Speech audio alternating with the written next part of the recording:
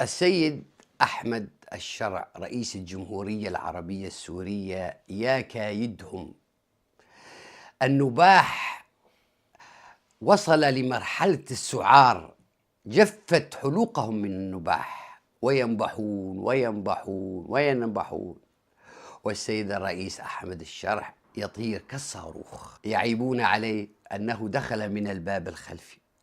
هيك يا أخي، دخل من الباب الخلفي، دخل من الأمامي، دخل من فوق، دخل من تحت. النتيجة أنه دخل، ودخوله سبب نياح. دخوله ذكرني بالسيخ الذي دخل بالممثل إلى سوريا كندحنا. حاسس في سيخ نار عم يفوت هيك يحرق لي كل جسمي تماما. السيخ ذاته، هذا السيخ مبارك، هذا السيخ يدخل في كل إنسان لا يعجبه الرئيس أحمد الشرع، فاحذروا السيخ. أحمد الشرع سبحان الله، هذا الرجل البليغ الذي ألقى الله محبته في قلوب كل الناس. كل الدول تطبل له، أوجدوا له اخترعوا له أغاني، غنوا له بالتركي والإنجليزي والنرويجي وبالعربي. يعني سبحان الله، هذا الرجل أوتي مجامع الكلم، هذا الرجل أوتي الحنكة والذكاء والدهاء، يعني لدرجة أن خصومه يعجبون به. حتى هذا المذيع المصري الذي ينبح عمرو ديب، برضو للمرة الألف أنا لا أهاجم ولا يعني أسقط على، أنا بقول لك ما يحدث لم نره من قبل. يا جماعة، ده أول رئيس سوري يروح يعمل زيارة من سنة 46. إذن في شيء رباني يعني بالأمر، لا يفسر إلا ذلك يعني.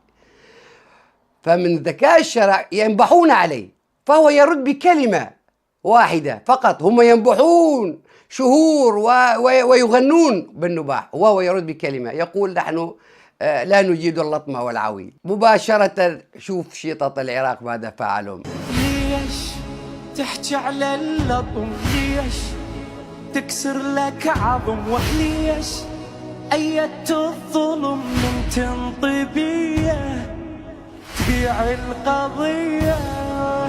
الذين ينبحون عليه من مصر العربية الشقيقة ليل نهار، مجرد أن استلم السيد الرئيس أحمد الشرع، القنوات المصرية لا تهدأ بالنباح على السيد الرئيس أحمد الشرع، فهو لم رد بكلمة واحدة، قال دول الخليج متطورة أكثر من مصر.